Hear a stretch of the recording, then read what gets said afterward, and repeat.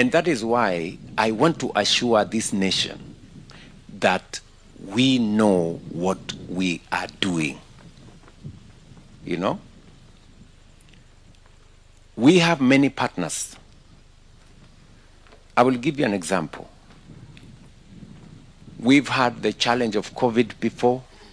We now have the issue of Ebola.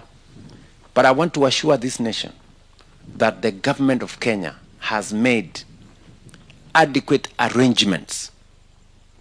We have deployed every arsenal that we have to make sure that we protect Kenya, that we deal with the challenge.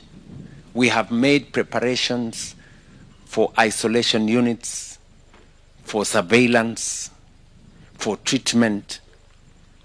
In 23 counties, we have activated different mechanisms, and different hospitals have been already set up to make sure that if there was a case of Ebola in Kenya, we would know what to do with it.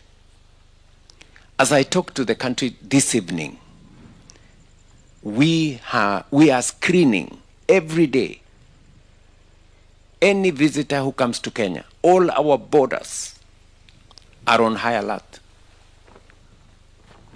All our borders, land borders, air borders, are already activated. There is surveillance, there is screening. On average, we screen close to 3,000 people every day who either come to Kenya or are in transit, to make sure that those who show symptoms, we quarantine them, we isolate them, test them. Fortunately for our country, not a single person tested has tested positive for Ebola. And I want to ask leaders and citizens who have any doubt on the level of preparedness by the government of Kenya, that they should not have any such doubt. Our partnership with our friends, the American government, is a partnership that is mutually beneficial to us and to them. When President Trump asked the government of Kenya to support them by having a center in Laikipia Air Base, I gave the okay, because it was an agreement and a partnership with friends who have worked with Kenya for 30, 40 years. The American government has supported us. They have deployed huge resources in Kenya to work with us on HIV/AIDS, to work with us on other diseases. They worked with us on Ebola. In fact, KEMRI was one of the institutions that worked on research on the vaccines for COVID, because we have a solid partnership with America and other partners. So the facility that is at Laikipia Air Base is not a facility different from all the other facilities that we have across Kenya. We have 23 other facilities set up in Kenyatta Hospital, in the police hospital in Nairobi, in Moi Teaching and Referral Hospital in Eldoret, in Kenyatta Hospital in Thika, in Alupe Hospital in Busia, and in many other areas. And these facilities are meant to make sure that there is proper screening, And if there is any positive identification of people who have Ebola, then immediately they are isolated, they are treated so that we avoid any spread of the disease. So I want to ask those who are questioning our preparedness or our preparing to make sure that we deal with a challenge, if ever it gets to our country, what are they telling us? They are telling us we should not prepare. Are they telling us we should not be ready? And the fact that we could end up with a case is not far-fetched. We have security people serving in Congo DRC. We have thousands upon thousands of Kenyans in DRC. If for whatever reason they were to become victims of Ebola, we would have a responsibility as a country to treat them. We would have a responsibility to our citizens to make sure that we take care of them. What the American government is doing is to work with us in partnership to build the capacity to make sure that if ever we needed a facility, that facility will be there to serve the people of Kenya and to serve our friends, including the Americans. And let me say this, for the avoidance of any doubt. This is not the first time we are doing such a facility with partners. During COVID, we built a whole facility at the UN headquarters in Nairobi that served people from different parts of the world, members of the UN family, others who were in need. They came, they were served in Nairobi. I am wondering why anybody would want to politicize, to mobilize negative politics on a matter so serious as a pandemic. You know, we are a responsible government. We know what we are doing. So people should relax. You know, politicians should avoid reckless, unnecessary talk that doesn't mean anything. I am very confident about what we are doing as a country.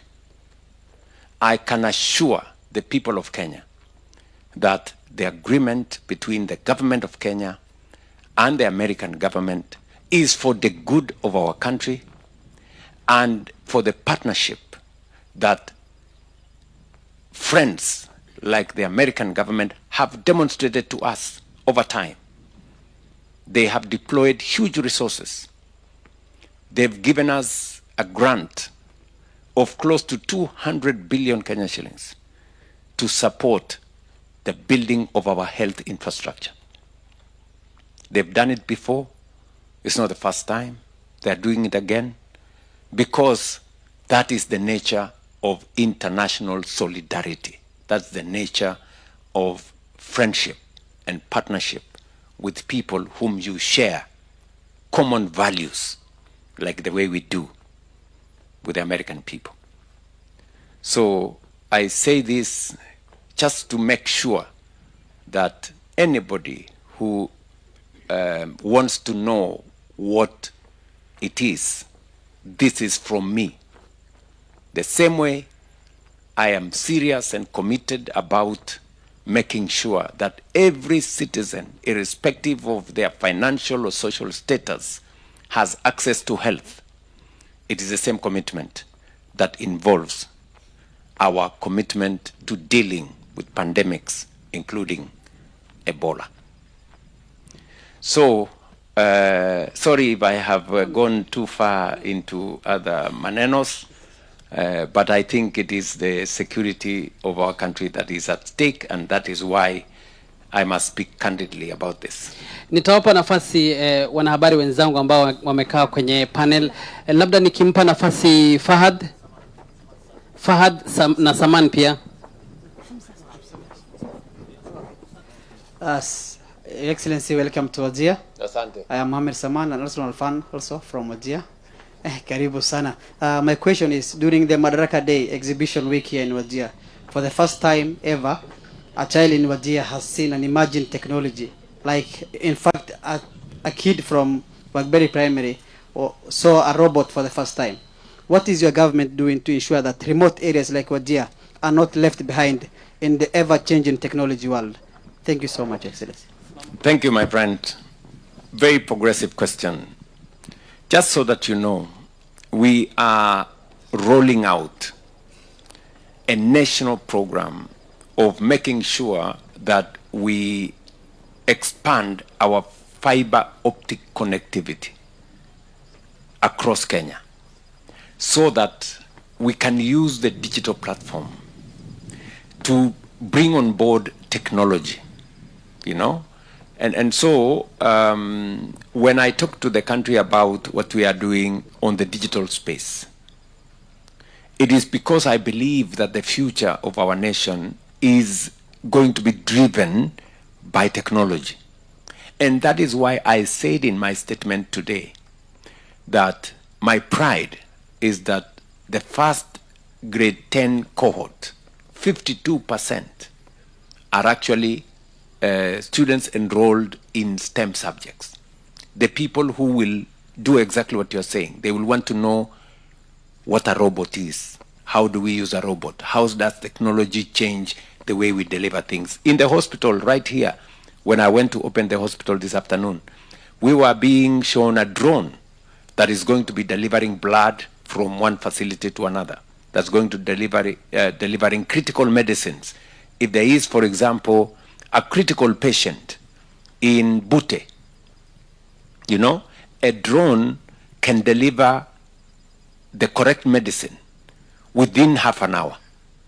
If you were to use the road, you would maybe possibly take 3-4 hours, you know. So we are making it easier to save lives, you know, to serve people much more faster, much more efficiently using technology. And that is why we must train, we must provide facilities for students, for pupils, to create pathways for them to be able to do STEM subjects that will give them the possibility to deal with the technology you're talking about.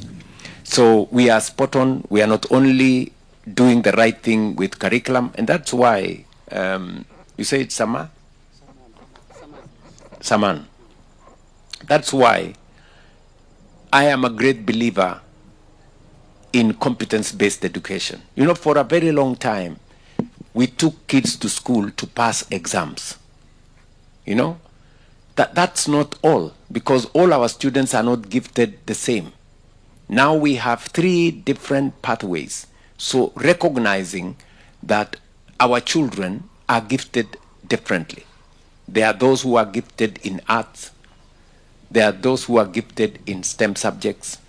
There are those who are gifted in sports, you know, and we must develop all those talents so that we can have a wholesome society.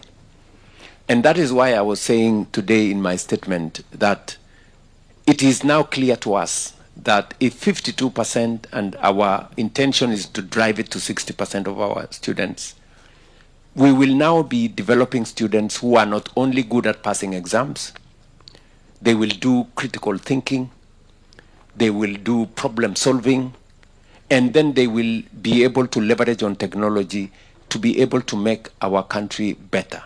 Remember, I have said that no society can progress beyond its capacity to think. you know. If it's the knowledge we are building, how do we create new knowledge? It's through education, training, and through research.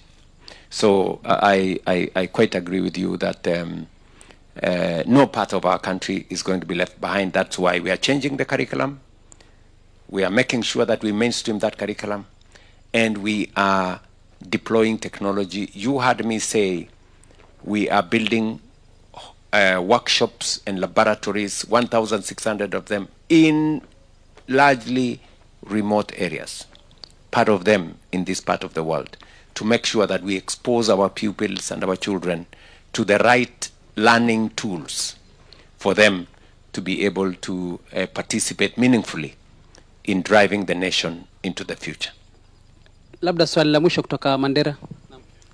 Thank you. Good evening, Mr. President. Welcome to Wajir County. There was a question that you have previously asked. Olisema, when you formed the government, you had reached out to the former president, His Excellency Uhuru Kenyatta, and the late former Prime Minister. What did the former president say about that? Did he agree to work with you for the betterment of the nation? Well, my friend, that's a difficult question, because I do not want to offend people. It's not necessary. But that does not stop me from working with, I have many friends from across the nation. And I reach out to as many as I can. And I work with people from across Kenya at different levels. There are those who want to work with me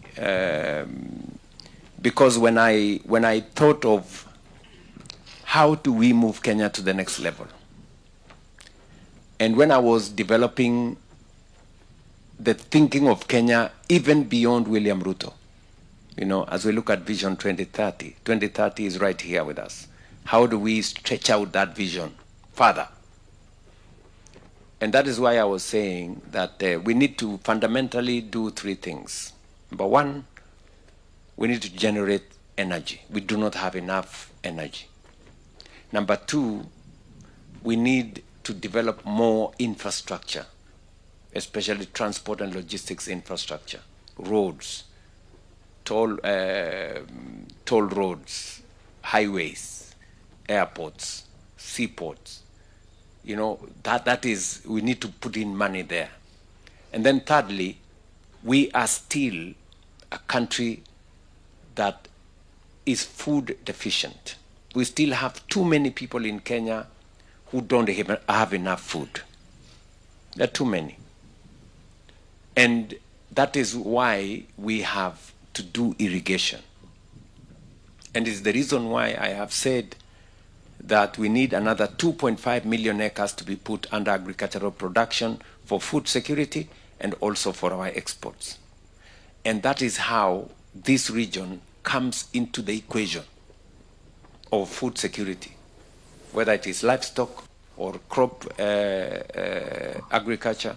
This region, through irrigation, will actually be the next frontier. And when I was proposing some of these things, I discussed with the former Prime Minister. I explained to him my thoughts, and he agreed with me. I also sat down with the former president, and I told him, this is what I am thinking. And I asked them to work with me to develop, you know, the next 15, 20 years of what Kenya should look like. Yeah.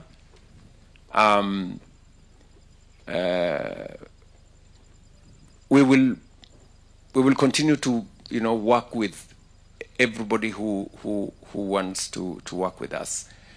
You know, unfortunately, you know, some people are short-termist. They are looking at the next election. You know, the next election is okay. You know, we can discuss about the next election. But what is important for Kenya, it's not necessarily the next election. It is how do we see the next generation? How do we see Kenya beyond the leaders who are here today? Because that is how countries that have succeeded have stretched their imagination and their thinking for them to take the country that far. And I just want to give you my assurance, my friend, that I will work with all the leaders who are prepared to think about Kenya beyond their, their communities, the next general election, the next, or their region. I mean, this country is way, way greater than any person, any election, or any region. We are stronger together. We are stronger as one, and not not divided. Nitampa nafasi ya mwisho labda Fahad, lakini kabla ya hayo Bwana Rais, wenyeji wa Mandera wanaulizia swala la ukosefu wa stima. Umekuwa pale Mandera, kumekuwa na generator imepelekwa pale. Kwa mara moja uliwaahidi kwamba utatoa stima nchi jirani ya Ethiopia. Mpango huu umeishia wapi? Mpango huo inaendelea. Nimekuwa hapa na governor wa Mandera, niliongea naye jana. Nimekuwa hapa na senator wa Mandera na viongozi wa Mandera. Mbunge wa Mandera Town alikuwa na mimi leo akiniuliza mambo haya, na nimeshawapatia taarifa mahali tumefikia kama serikali. Tulipeleka kwa sababu kwa sasa inahitajika karibu megawatt 3 ya stima. Tulipeleka transformers mpya kule.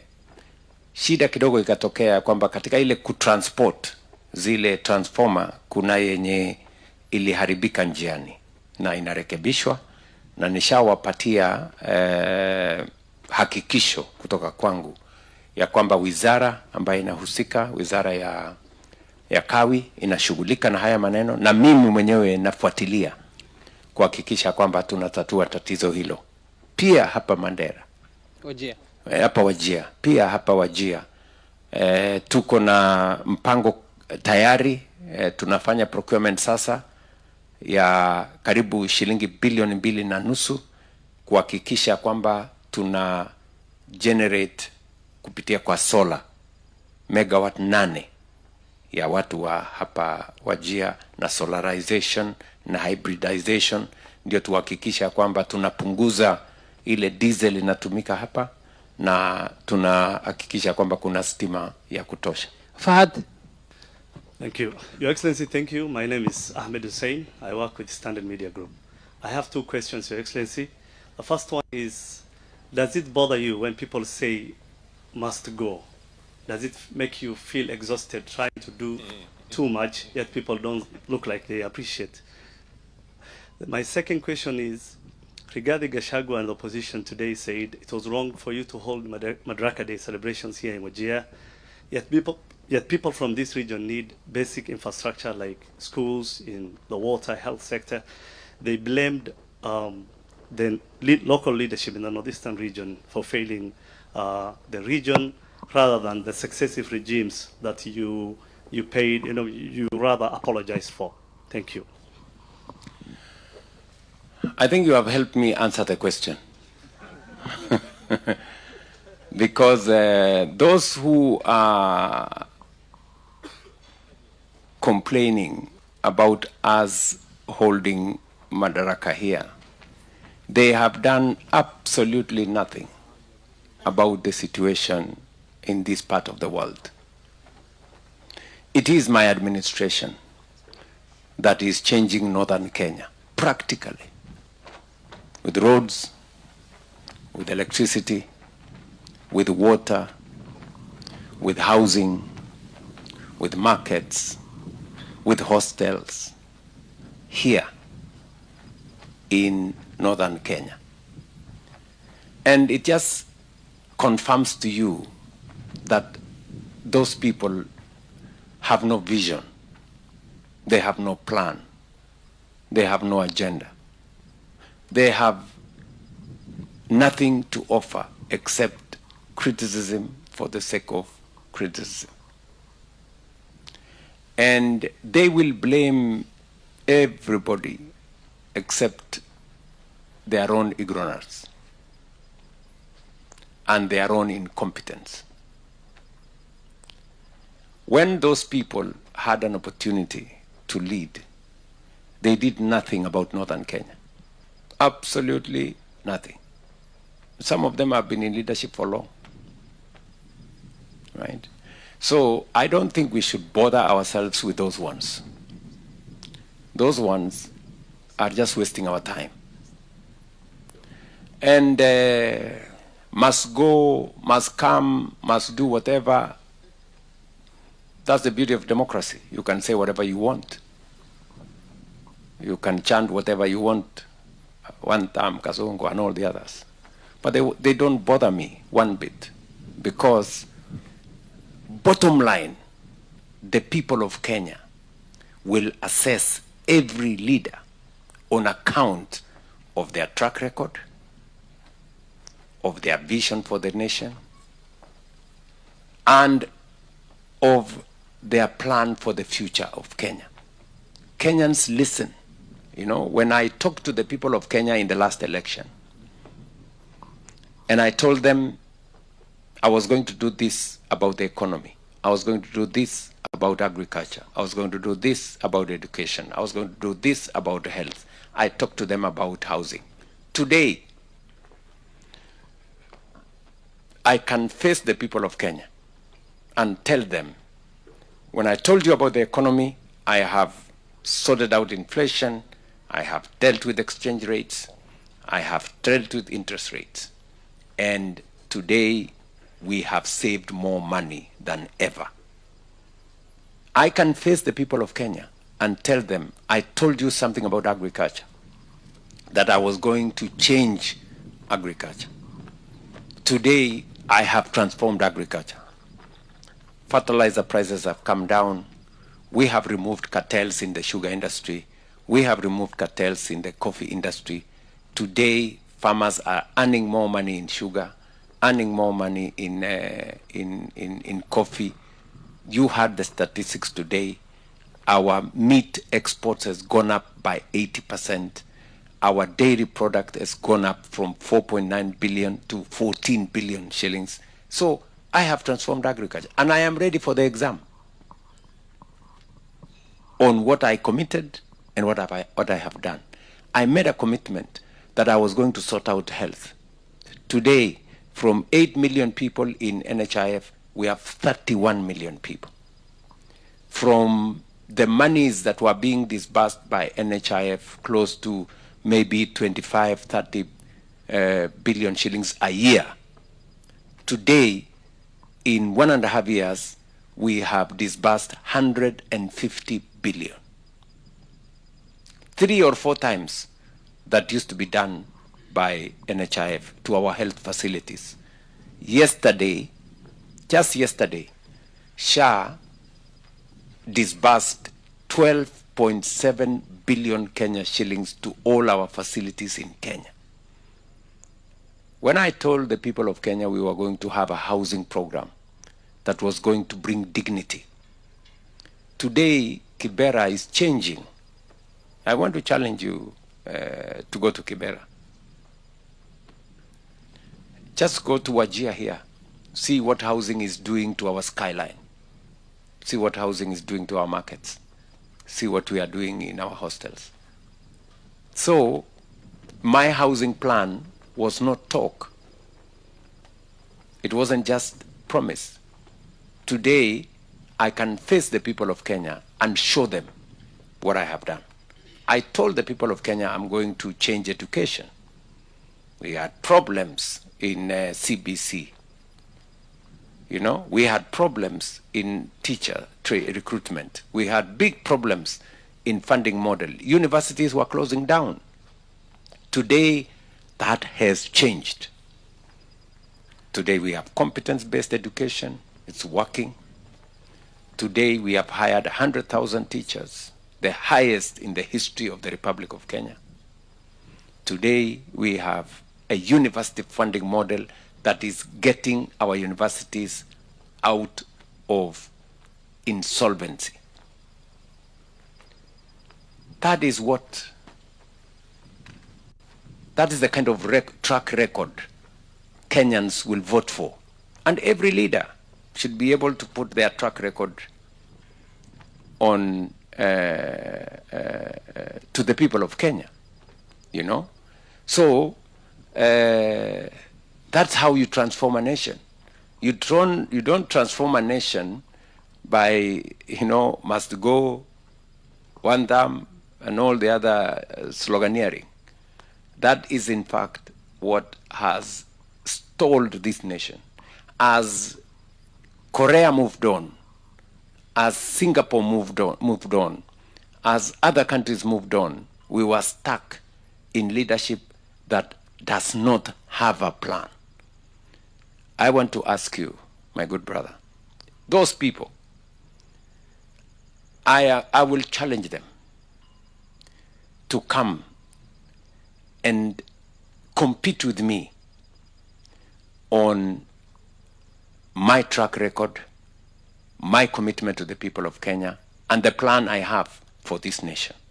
And the people of Kenya are going to judge which leader has a better plan than the other one.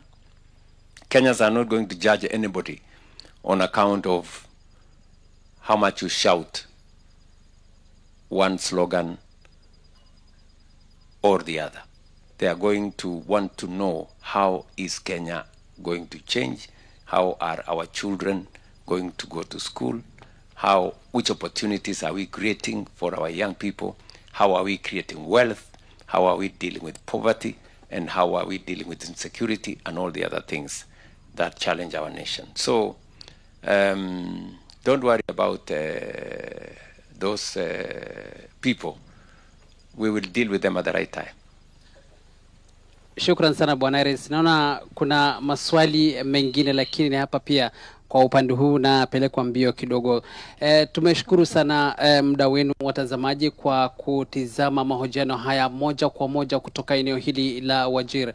Na bila shaka rais alizungumzia mambo mengi, yakiwemo kuzungumzia au kuangalia upya swala la Wagala, Malkamare na bila shaka mauaji ya Garissa. Baadhi ya mambo ambayo amezungumzia pia ni mpaka wa Kenya na Somalia, na amesema kwamba tutazidi kuzingatia hali hiyo japo si wakati sahihi. Kwa hivyo nitampa mwenzangu labda Faisal akimalizia.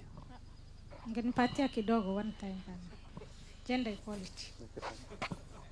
Mr. President, we cannot talk for 1.5 hours without discussing the marginalized groups. And we haven't discussed. So please, the article of the Constitution, the Article 54, gives employment 5% to people with a disability. And as a country, we are at 2%, which is very unfortunate. So as your administration, what punitive measures are you putting in place so that people with a disability are inclusive in all employment, whether government or public institution? The other thing, Nyota Fund has really supported our youth. Do we have empowerment program for people with a disability? Thank you. Thank you very much, Halima. And just to assure you that the issue of inclusion is not an event. It is a deliberate process. It will not happen in one day. And I agree with you, maybe we need to do more. In fact, as part of driving affirmative action around marginalized groups, I have set up an office right in the presidency to drive the inclusion agenda, especially of marginalized groups. We are seeing how we can extend more bursaries, to the marginalized groups. We can extend more opportunities. And maybe that is something that I will take home as some homework for me to work on it, so that we can accelerate it. We can accelerate it more. And on the last issue about empowerment of the same categories of Kenyans, it is still what I have told you, that it is work in progress, and that's why I have asked the head of public service to personally lead that exercise so that we can bring on board people who feel they are not part of this equation. Even as we do what we are doing in northern Kenya, we must do it also for all the other marginalized sectors of our society. But allow me, because of time, to say I'm truly grateful. Thank you very much for taking your time to listen to me. I know there are many listeners out there, people from different parts of Kenya. I want to tell the people of Kenya that Wajir is a great place. It's a wonderful city. And because what I have seen here, as I have done in the past, there are great opportunities for people for investment in Wajir. I want to encourage investors to come and invest in this part of Kenya. We will, as I promised today, we will be working on building a university here that is going to harness the rich history of this county. Leo ni siku ya kihistoria katika sio Wajir peke yake, sio Northern Kenya, lakini katika taifa letu la Kenya. Tulikubaliana ya kwamba Kenya ni moja na pande zote za taifa letu la Kenya ni ya muhimu, na kila sehemu ya Kenya iko na dhamana yake. Every part of the Republic of Kenya has its potential. Na nilikuja hapa na nimefanya haya kusahihisha historia iliyoendelea kwa miaka.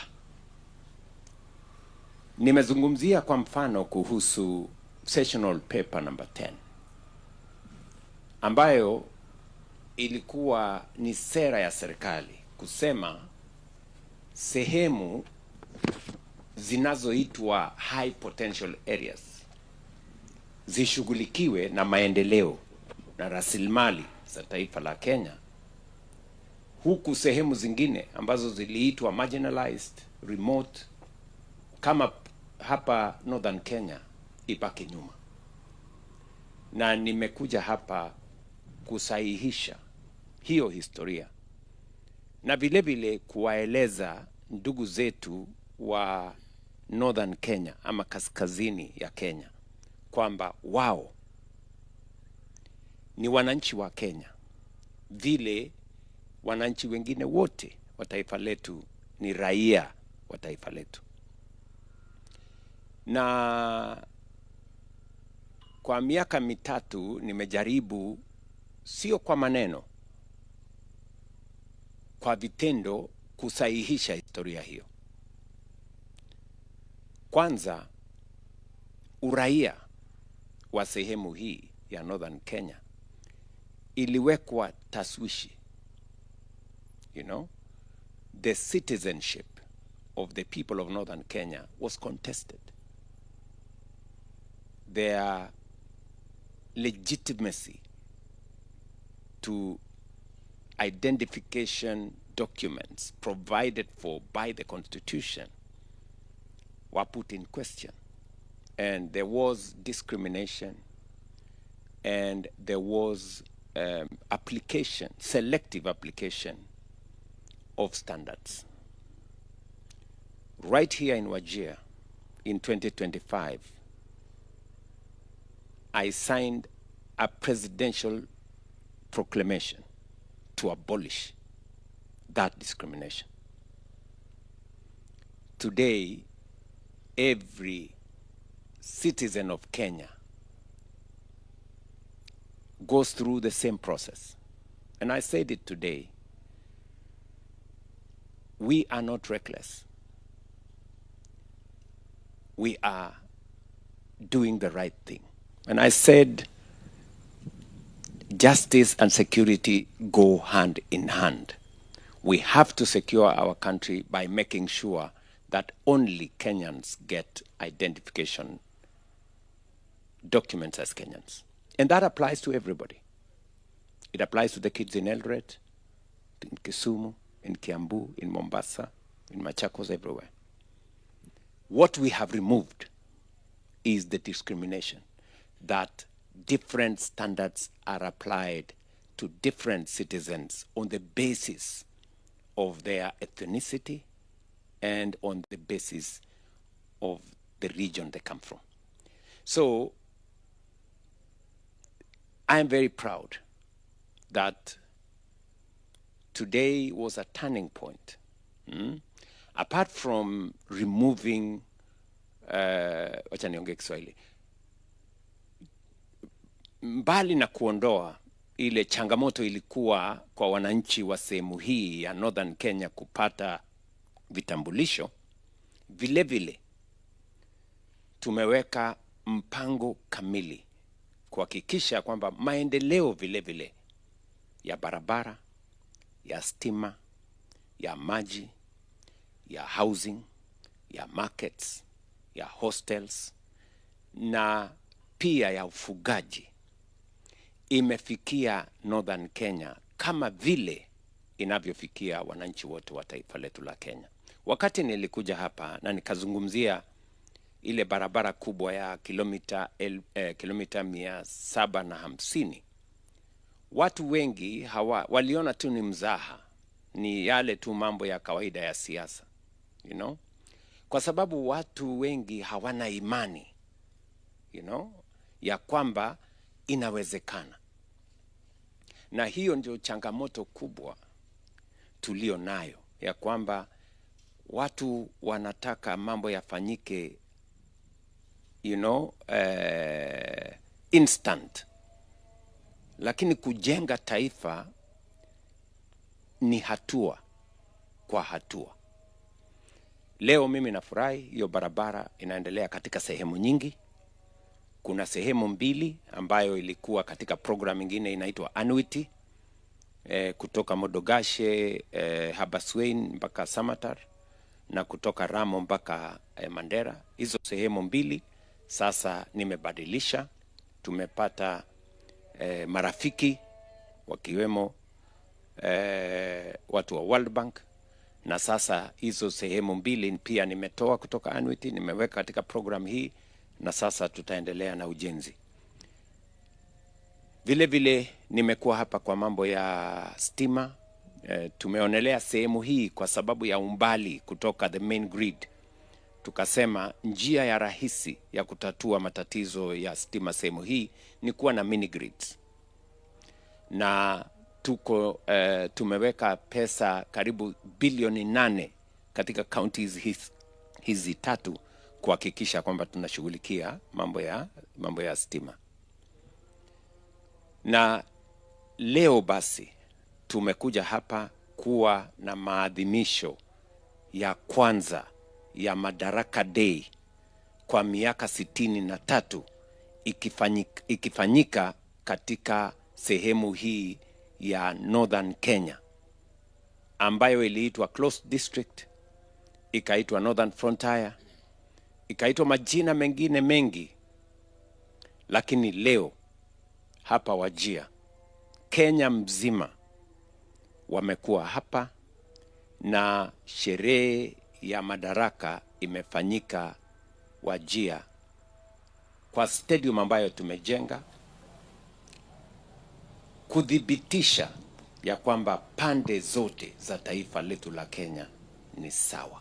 And I am very, very, mimi nimefurahi sana. It was very emotional. I didn't know that it was going to be this emotional for me. I can understand that it is emotional for the people of Northern Kenya. But that emotion is not just about the people of Northern Kenya. It's about the people of Kenya. That we are one people, we are one nation, and we have one common destiny. Pengine kwa wakati moja, Bwana Rais, uliomba msamaha wenyeji wa eneo hili la Kaskazini Mashariki kwa niaba ya taifa, kwa niaba ya ofisi yako. Kumbuka kwamba miaka za awali kuna mauaji yaliyotokea katika sehemu hii ya Wagala, Malkamare, Garissa. Maelfu ya watu waliangamia katika mauaji hayo. Unaweza wapa wenyeji wa sehemu hii matumaini labda serikali inapanga compensation au wataweza kulipwa fidia yoyote, Bwana Rais? Unajua, mbali na yale umesema ya mauaji Wagala, Garissa, pia kuna maovu zaidi ya kukosekana kwa maendeleo sehemu hii. Watoto wengi katika sehemu hii kukosa kwenda shuleni, madawa kukosekana hospitalini. Juzi Ijumaa, counties ambazo bado kina mama wengi wanakufa wakienda hospitali kupata watoto, na watoto wengi bado wanakufa, ni counties za Northern Kenya na pastoral communities. So ile nimeomba msamaha hapa ni kwa sababu serikali ya Kenya, na nikisema serikali ya Kenya, nasema serikali ya Kenya tangu tuwe taifa huru haijashughulika ipasavyo kwa usawa kwa watu wa sehemu zote, especially watu wa sehemu hii ya Northern Kenya. Na kwa sababu hiyo ndio nikasema ilikuwa ni makosa wakati huo, ni makosa wakati huu, na itaendelea kuwa makosa kama tutaendelea hivyo. Na nikasema ya kwamba yale ambayo yako nyuma yetu tunaomba msamaha kwamba yalifanyika kukiwa na serikali ya Kenya. Ya muhimu ni kwamba leo tunaibadilisha. Leo tunahakikisha kwamba uraia wa Kenya ni kwa Wakenya wote kwa usawa. Maendeleo katika taifa letu la Kenya ni ya Wakenya wote kwa usawa, na hivyo ndivyo itakavyokuwa. Na hatusemi hivyo kwa maneno, tunasema hivyo kwa vitendo. Yanaonekana the last 3 years, kwa miaka mitatu imepita, nimedhihirisha ya kwamba usawa inawezekana, na sio lazima sehemu moja ya Kenya ikose ndio sehemu ingine ya Kenya ipate. Sote tunaweza kupata. Housing inaendelea kila sehemu ya Kenya, markets inaendelea kila sehemu ya Kenya, ujenzi wa barabara inaendelea kila sehemu ya Kenya, stima inaendelea kila sehemu ya Kenya, elimu ya watoto wetu inaendelea katika kila sehemu ya Kenya. So ile mawazo ya zamani kwamba ili wale wapate lazima wengine wakose, haya ni fikra duni, ni fikra ya viongozi ambao hawana maono, ya kutosha kuendesha taifa lote la Kenya, kwa usawa. So kwa watu wa Northern Kenya, ile msamaha kubwa tutafanya ni kuhakikisha ya kwamba sehemu hii inapata haki yake ya maendeleo, haki yake ya kushikamana kama taifa. Wananchi wa hapa, uraia wao usiwekwe tena katika mizani ama katika taswishi. And that I commit. Halima.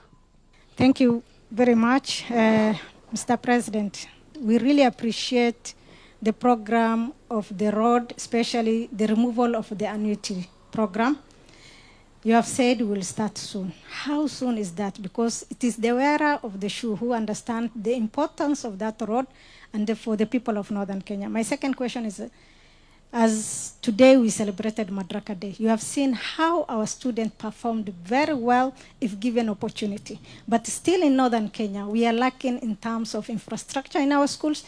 And what is your government doing to bridge that gap in terms of infrastructure? Thank you. I agree with you, Halima. The school kids were phenomenal. They were awesome. to say the least. I mean, those kids were just out of this world.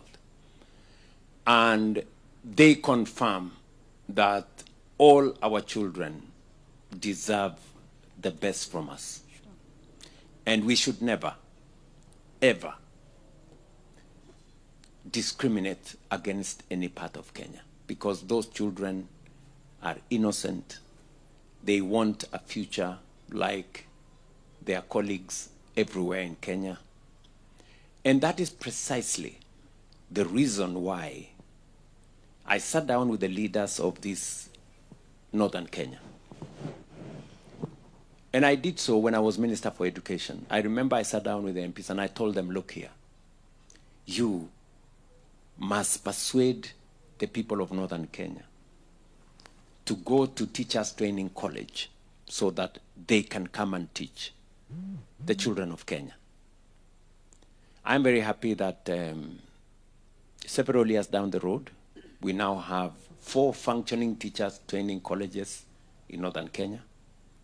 As I said in my statement, we have close to 4,600 today students training as teachers in those colleges. I did instruct affirmative action by the Teacher Service Commission.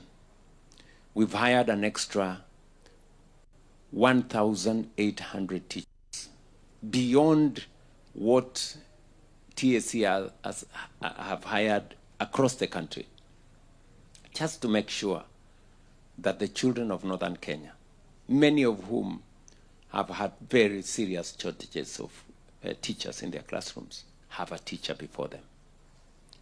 We have built classrooms across Kenya, but specifically, I have given instructions to the Ministry of Education that the 1,600 laboratories that are being built, they should target marginal areas where students have never seen a laboratory, where a student reads about a Bunsen burner and a test tube and all the other gadgets that are used in laboratories. And I'm very happy that that progress is ongoing. CS Julius Migosi and his team are doing a great job in making sure that we create equity in that space. On the road project is going on. I know many people always are tempted to say, when are you doing this? You see, and I asked many of these people, the road from Nairobi or Isiolo to Mandera did not happen when I became president. That road was always there. The first president did not do it. The second did not do it. The third did not do it. The fourth did not do it. Cut me some flack. I'm doing something about it. In my first 3 years, a good section of that road is already underway. I will be in Kotulo tomorrow to look at what is going on. I will be in another section in Wajir tomorrow, just to inspect what is going on. One thing I want to promise you is that it is my commitment that whatever it is, that road will be built, God willing, in my time, just to make sure that the prejudices of the past can be eliminated so that investment can come to this region. Let me tell you, Halima, a road is more than tarmac. A road is bigger than just, a place for cars to use. It is way bigger. It changes, places, creates economic activity, makes it easier to transport goods to markets, makes it easier for people to travel, brings about investment. So it's a major thing. And I know that full well because I've been around for a while. So I will do my best. God willing, I should be back here before September, and all the procurement issues will be done. But that is just for those 2 sections. The other 9 sections are going on. Saitoti. Your Excellency, welcome to Wajir again for this and hosting for this roundtable of all the media houses based here in Wajir. My question goes on matters of border, and of course, Kenya shares border with Somalia. And there are many economic benefits between Kenya and Somalia. And of course, these borders are closed up to now. Many successful regimes have never opened this border. And once could be open, there are many economic issues could come here and there. Tax could be increased. And the northern Kenya, particularly people who are Garissa, Mandera, and Wajir, could benefit from this border. Your Excellency, honestly, will your administration open this border or when? Thank you very much, Bwana Saitoti. Or so I was told. You know, it is my wish.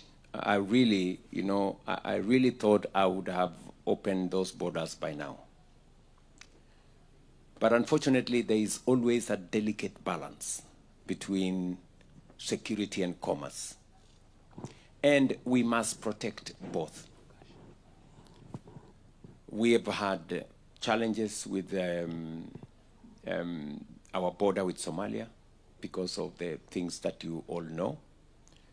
We have gone out of our way as a country to make sure that we secure that border at huge cost, by the way.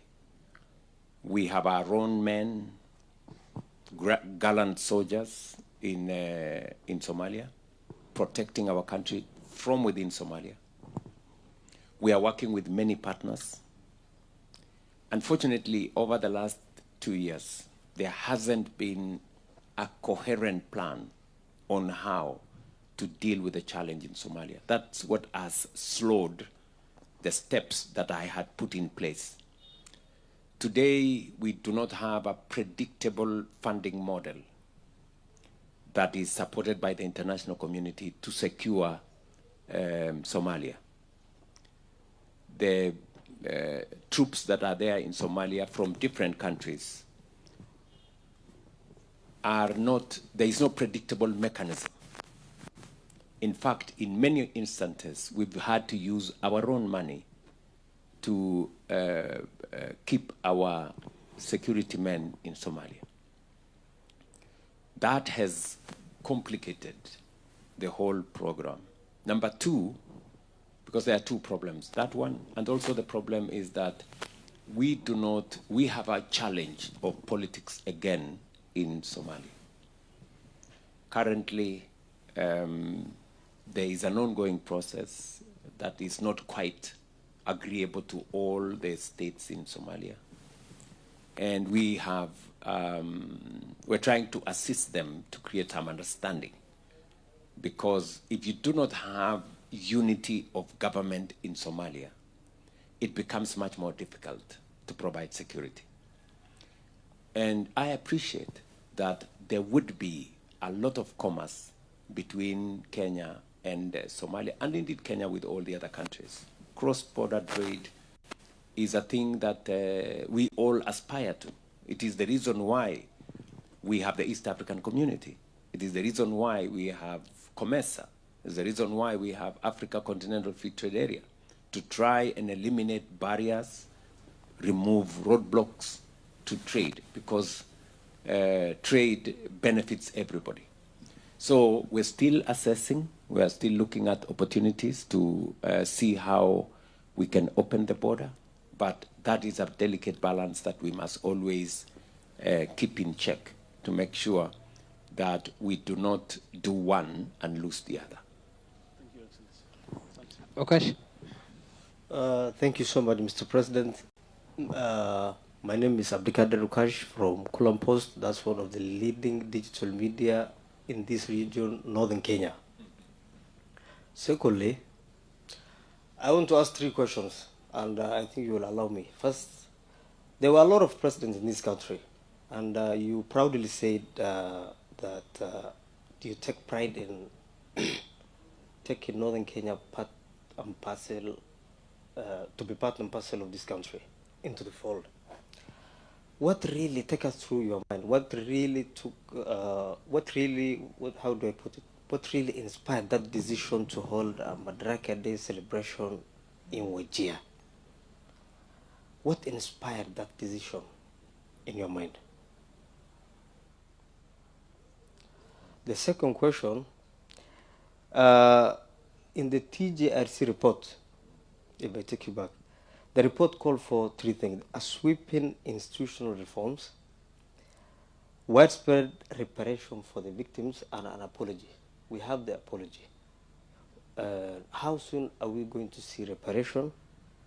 And are there institutional reforms? And thirdly, I came by road from Nairobi, and from Dogashe, we started hitting the Maram. My colleague here asked you how soon. Now I want to take the question home. What were the bottlenecks? What is the status of the road project right now?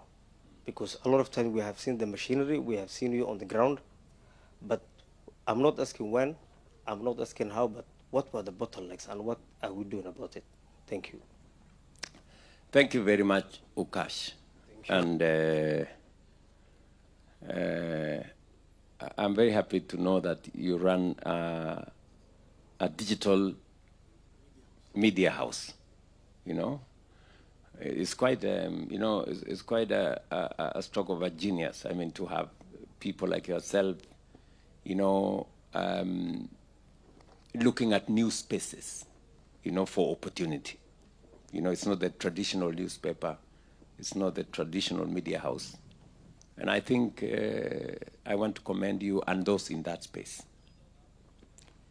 It also speaks to using the media space responsibly. You know, we are using the media space to create content, to, you know, get information to people. And that is why you have come to sit here and try and get some information from me to pass to your audience. You have said something about what informed me to do this. Number one, it is the right thing to do. It is the right thing to do. I am one person who believes in people. I believe in inclusivity. I have worked with every community in Kenya. I think I am one of the politicians in Kenya that can go to Nyanza and there is a relationship between me and them. Western the same, Central the same, Northern Kenya the same, Coast the same. And in my place as president, in my place as the leader of this nation, I have the responsibility, unique responsibility, to be the father of the nation. And that comes with huge responsibility. It means you have to think about every part of Kenya in a way that a father thinks about their children. And you have to balance, you know, and make sure that none of the parts of Kenya, no community in Kenya feels they don't belong. You know, many people, you know, tell me, oh, you see, you're wasting your time. Don't do this to this community. They will never vote for you. Don't do this to this part of Kenya. They will never vote for you. You know, I am not doing things for people to vote for me. I am doing them because I am the president of Kenya. They do not have another president. And I am doing them because it is the right thing to do. Some of the things that I do, Ukash, are not very popular, but I do them because it is the right thing to do. People may not appreciate today, maybe not tomorrow, maybe not next year, but one day they will know that it was the right thing. I will give you an example.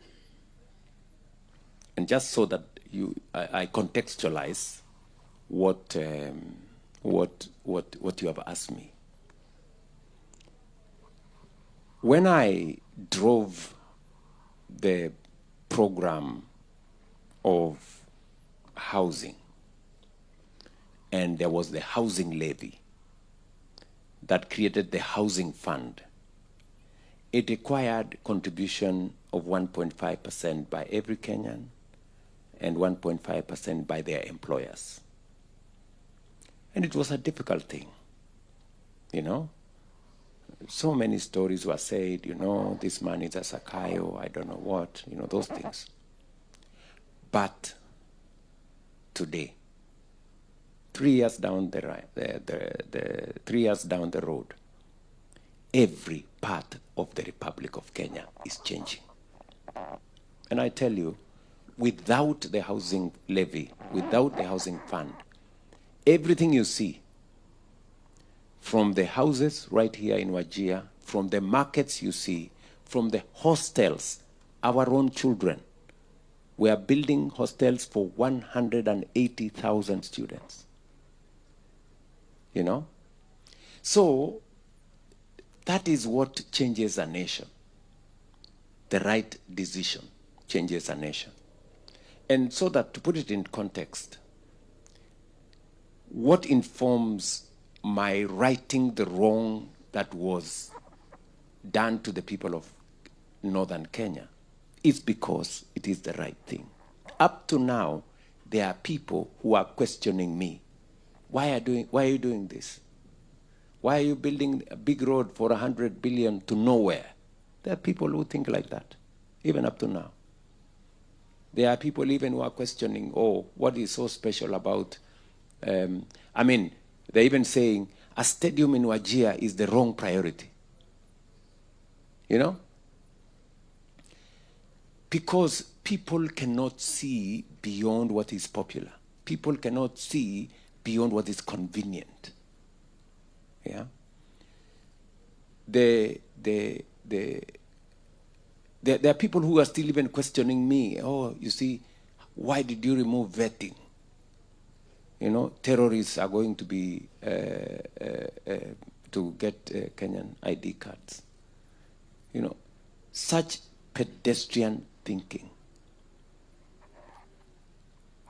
And those are the things that requires a leader who is not chasing after popularity. A leader who is not seeking votes at every moment, but a leader who is ready and willing to make the decisions, who has the courage to do the right thing, even if it doesn't have instant gratification. So that is the reason why I am doing this for Northern Kenya.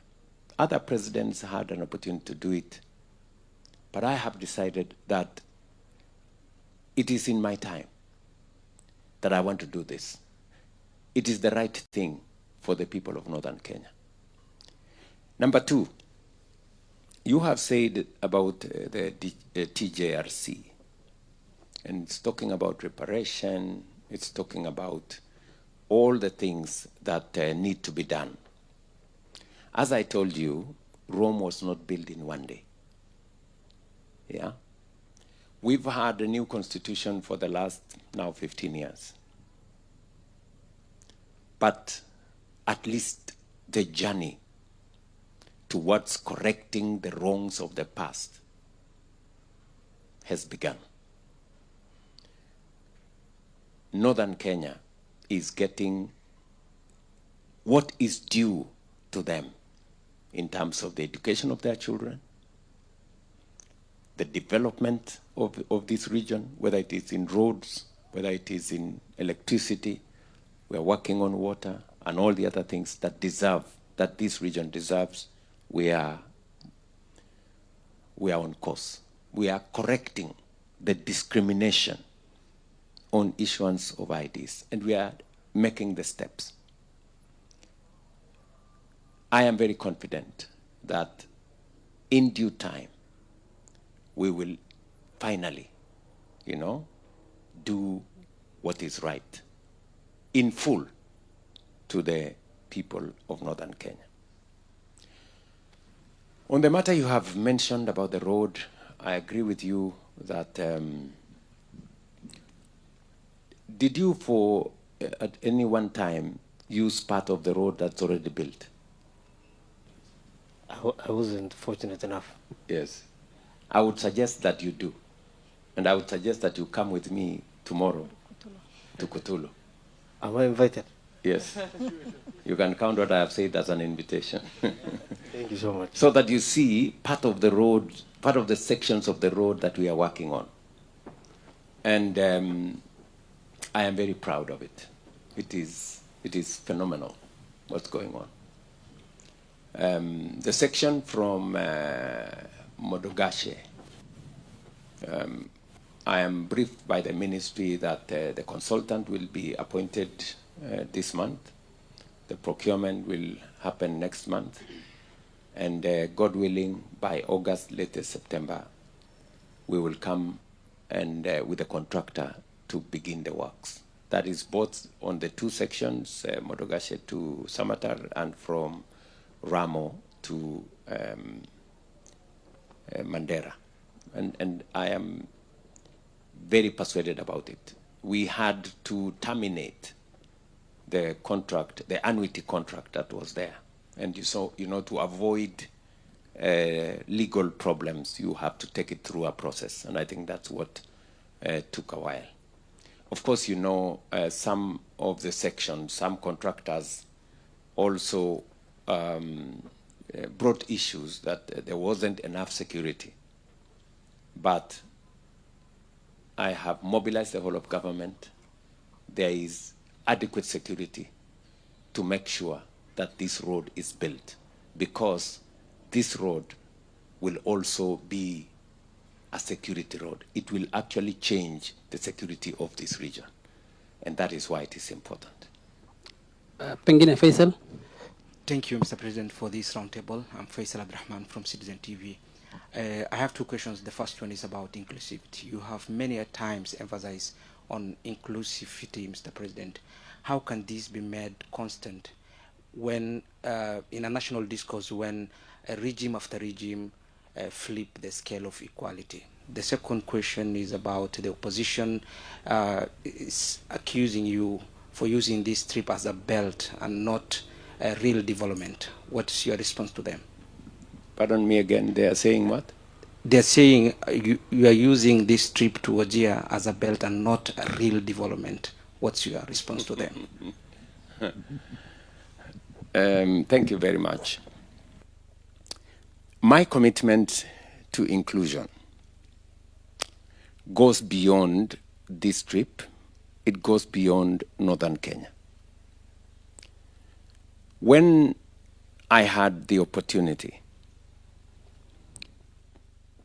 I reached out, and for your information, immediately after the last election, I reached out to the former Prime Minister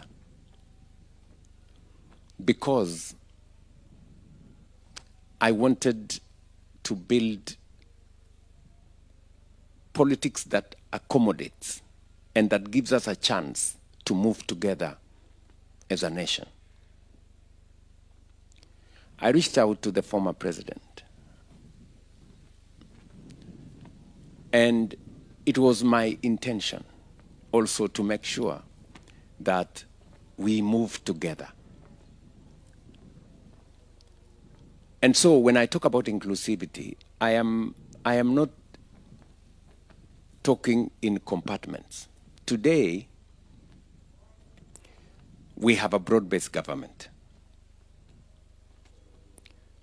It may not have happened or been brought about by the best of circumstances, but I am very proud that today we have a broad-based government.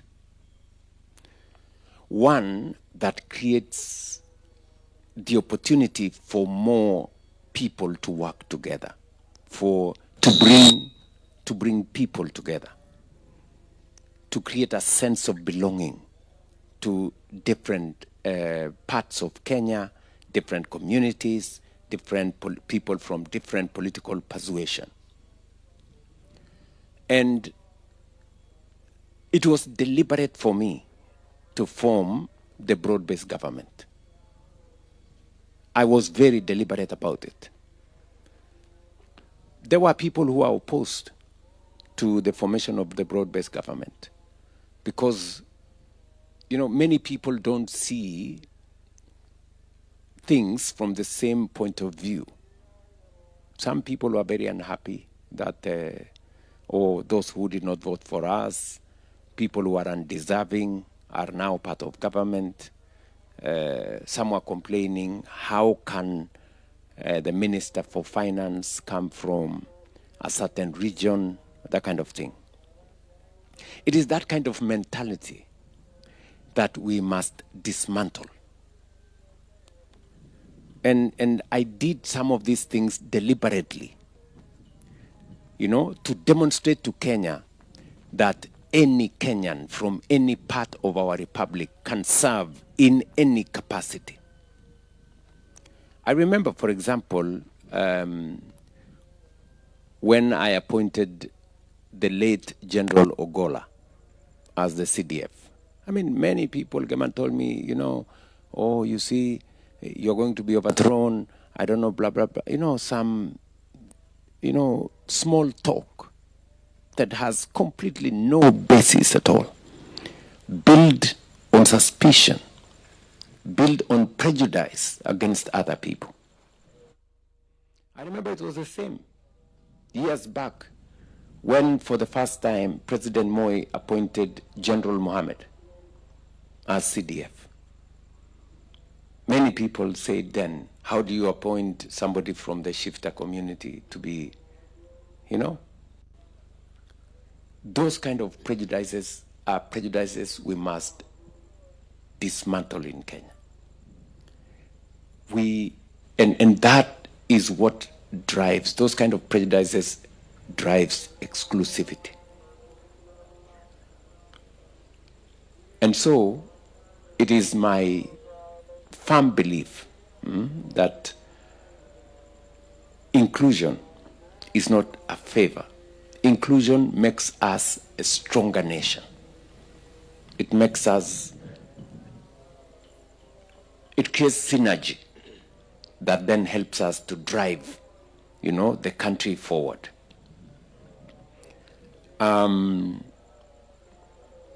As for those on the other side, they are entitled to their opinion. I don't do things, and I have never done things for convenience or to push a political agenda. What I do is that which I believe in me that is right for Kenya. My friend, it's not always that one becomes president of a country. It's the highest honor anybody can be. And therefore, I don't take it for granted that a person with not so much background like me today is the leader of a great nation like Kenya. So I take it very seriously. I take it very seriously. You know, many people think I do more than what a president is supposed to do. I show up in too many places. You know, many people accuse me sometimes of being micromanaging things and those kind of things. Well, that's their thinking. But for me, I take this responsibility very, very seriously. I take the fact that I am the leader of this nation very seriously. And I apply my mind to it. I deploy my energy. I do everything that I can to make sure that I move this country to the next level. And by the way, it's happening. This country is moving. Even my competitors today agree. Even them, they agree that we have moved this country. I saw some of them saying, oh, you know, William Ruto has built a Talanta Stadium. You know, we don't want him, if we defeat him, we don't want him to hand over to us at Kasarani. We should go to Talanta. At least they appreciate they have built Talanta. You know, many of them even say that, you know, it doesn't matter. You know, William Ruto has done everything. He has built this. He has built the stadia. He has done the road to Mau Summit. He's doing the road to northern Kenya. But it doesn't matter. Even if he has done all that, we still want him out. You see, that's their thinking, but what they are admitting is that William Ruto has done something for this country. We have moved this country to the next level. And that, to me, is enough. It's satisfactory for me that Kenya has moved from where it was to where it is today. Nurdin? Thank you very much, Your Excellency, and welcome to Wajir once again. And I ask a set of questions here. Question number one, and question left hanging by my colleague and Situti, about the Kenya-Somali border. And Somalia is now a member of East Africa Community. Does that mean Somalia does not benefit from the East Africa Free Trade Agreement? And if it does not, it's going to be disadvantage to people in northern Kenya, which share a border with Somalia. So what are your agendas in line with that free trade agreement with Somalia? And then my second question, there's a construction of a border wall between Kenya and Somalia. What happened to that border wall? The status of that border wall? And then question still related to issues of security. One of your officers, a KDF sergeant, Sergeant Abdullah Isa Ibrahim, who's among officers who were kidnapped while serving the country in Somalia. What is the government doing to secure the release of that officer and other officers who are still in the hands of the terrorist group in Somalia? And my final question, Mheshimiwa, I'm very sorry. And we have a ghost high court building here in Wajir, a 900 million worth of a project funded by World Bank. It's lying idle. It has become a white elephant project in town. Apparently, the judge who has been posted to this town is using a small makeshift room at the court building here in Wajir. It's ironical, but the facility is lying idle. What is your government doing to revive such project which will have served the people in northern Kenya? Thank you. Thank you very much. Even though we have a challenge with the border, that does not deny Somalia the opportunity to trade with the rest of the region. The trade between us and Somalia would be a lot more, but now it's forced to be trade that does not necessarily use our borders. But there is trade that is continuing. We have so much happening by freight. We have so much happening by alternative means, by sea and other avenues that continues to facilitate trade between Somalia and the East African community. So it would, of course, have been a lot different if the borders were not with the challenges that we have. But that is something that we will continue to assess, and hopefully, once we sort out the political challenges in Somalia. I was just briefed today by the Somali ambassador that President Hassan Sheikh will be coming to Kenya for the Ocean Summit early this month. And it will give me and him an opportunity to explore opportunities of what we can do together to see to it that we solve some of the challenges that exist with our borders and with our region. On the High Court facility, we have just approved as cabinet a facility for the judiciary to be able to expand some of their facilities across Kenya. It is a constitutional requirement that every part of Kenya must have requisite infrastructure for justice to be dispensed. And we have approved as cabinet and as government a facility for us to work with development partners to expand the footprint. I am very confident that one of the facilities that will benefit from this new funding that we have signed into will be Wajir, and hopefully we can now deploy the full scale of a high court here and make that facility operational. You asked me about construction of the border wall. That is a facility that was undertaken by government. It got to a point and priorities became different, and I think there was new thinking that maybe we can better protect this region differently. And we now have a dedicated unit that from the military that is assisting and working in a multi-agency framework to secure that region. As to some of our men, military officers, you know, for example, we have some missionaries from one of our countries that also were captured right here in Kenya and taken across. So we are using all channels available, diplomatic channels, intelligence channels, and all other channels to make sure that we secure the release of these citizens. And we will continue to work with the international community.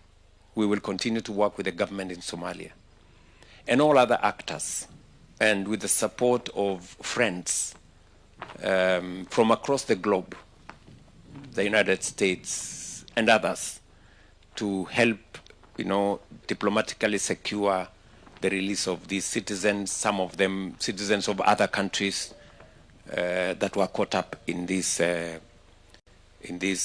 challenges. So we will continue to explore opportunities. There are some that we have secured their release. There are some that we are still pursuing channels for their release. And we will continue to work with everybody to achieve that. Bwana Rais, tukimalizia labda sasa ndio tunafika tamati mwa mahojiano haya. Wengi wamezungumzia tu swala la Wajir Stadium katika eneo hili la Wajir. Pengine katika siku mbili uliokuwa katika sehemu hii, unaweza tu tujengea taswira labda sehemu zipi ambazo umezuru na labda ni maendeleo gani mengine umeleta katika eneo hili la Wajir? Asante sana. Unajua, kabla sijafika hapa jana nilikuwa Habaswein. Pale Habaswein tulikubaliana na wananchi wa Habaswein ya kwamba pale mjini kulikuwa na matope nyingi sana. Tukaweka pesa ya serikali karibu shilingi milioni 600 kujenga barabara za mji wa Habaswein, kilomita 7. 5 zimekamilika. Nilipitia huko kuziona jana, na zingine zinaendelea, na nimewahakikishia wananchi wa Habaswein ya kwamba barabara kubwa ambayo itajengwa sasa, hiyo corridor ya Northern, ndio itapitia Habaswein town. Ile barabara ambayo hatujafanya pale ni kwa sababu hiyo ni baadhi ya barabara zitajengwa na ile Northern corridor ambayo nimezungumzia hapa kwamba tutaianzisha. Nilipitia pia hapa Swen kwa sababu ya mambo ya stima. Pale tumeweka mini grid ambaye ni hybrid, ambaye tumetumia karibu milioni 700, nimekuja kuifungua. Itafikisha stima kwa manyumba ya wananchi karibu 8,500. Na hiyo ni awamu kidogo. Wajir South mzima tunatumia 1.1 billion kuunganisha stima kwa wananchi wa Wajir South. Pia tulikubaliana na wao kwamba tutawajengea soko mpya ya milioni 150. Tutawajengea affordable housing, imefanywa kandarasi. Nyumba 400 zitajengwa pale. Na vile vile tumekubaliana ya kwamba hostels ya TVET tayari tumepatiana kandarasi, ndio watoto ama vijana wanaosoma katika technical training college yao waweze kupata makazi. Vile vile nilikubaliana na watu wa Basweni ya kwamba ile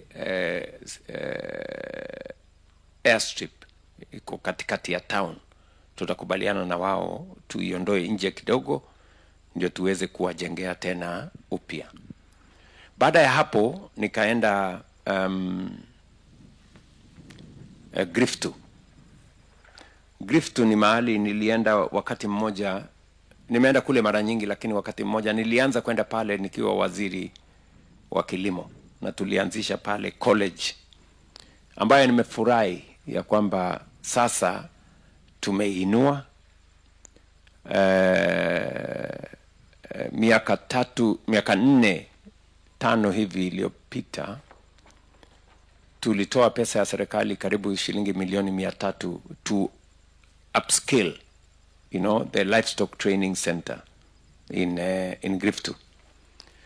Na nilienda pale kwa sababu ya kuupgrade hiyo college na vile vile kujenga barabara za pale mjini. Nilienda kuzianzisha kwa sababu tunajenga barabara kilomita 10 kuunganisha ile barabara kubwa ambayo inaenda Moyale na watu wa Griftu, na kujenga town ya Griftu iwaje kuwa ni mahali ya vumbi na matope, ianze kukaa kama town. Saa hizi inakaa kidogo kama kijiji. Lakini that's what I went there to do. And I have many other projects that are going on. Kuna miradi mengine mingi. Kesho nitakuwa Eldas. Kuna barabara naanzisha kule Eldas. Kuna mradi wa maji ambayo ninaanzisha kule Eldas. Na vile vile nitaenda Kutulo kwa maneno ya barabara ya sehemu ile, na pia kufungua mambo ya stima ambayo tumekamilisha katika sehemu hiyo. Na haya tu ni baadhi ya miradi ambayo yanaendelea katika Northern Kenya, na nitarudi hapa tena. Baadaye nitaenda Garissa kesho, kwa sababu pia na kule tuko na shughuli ya miradi ya maendeleo ya sehemu hiyo, na nitarudi tena hapa Northern Kenya kwa miradi mingine, kushughulika na programs ya maendeleo ya sehemu hii. Kwa mfano tumemalizia kujenga airport ya Wajir, na nashukuru county government ya Garissa kwa sababu ya kujenga terminal building ambayo sasa imekamilika. Pia nitarudi hapa, tume expand runway ya Wajir, na kama vile wananchi wa hapa waliniuliza, sasa tuta expand ile terminal building na tuwe na civilian terminal building, ndio ache terminal building ya wanajeshi, tuwe na ingine ya wananchi ama raia. Vile vile nimezungumzia jana pia Mandera. Muliona karibu miezi 2-3 iliyopita kulikuwa na ajali kidogo ya ndege pale, kwa sababu ile airstrip iko katikati ya town, na tulikubaliana na wananchi wa pale na viongozi ya kwamba tutaitoa nje, na tayari panga vile serikali itajenga airport mpya ya watu wa Mandera, katika harakati ya kuhakikisha ya kwamba kila sehemu ya Kenya inashughulikiwa na miradi na mipango ya maendeleo. Na tunafanya hivyo sio Northern Kenya peke yake, tunafanya hivyo sehemu zote za taifa letu la Kenya. Specifically tunazungumzia kuhusu Northern Kenya kwa sababu leo tuko hapa, na kwa sababu vile vile tunajaribu kusahihisha ile makosa ilipatikana pale nyuma, kuhakikisha kwamba sehemu zote za Kenya tunashughulikia.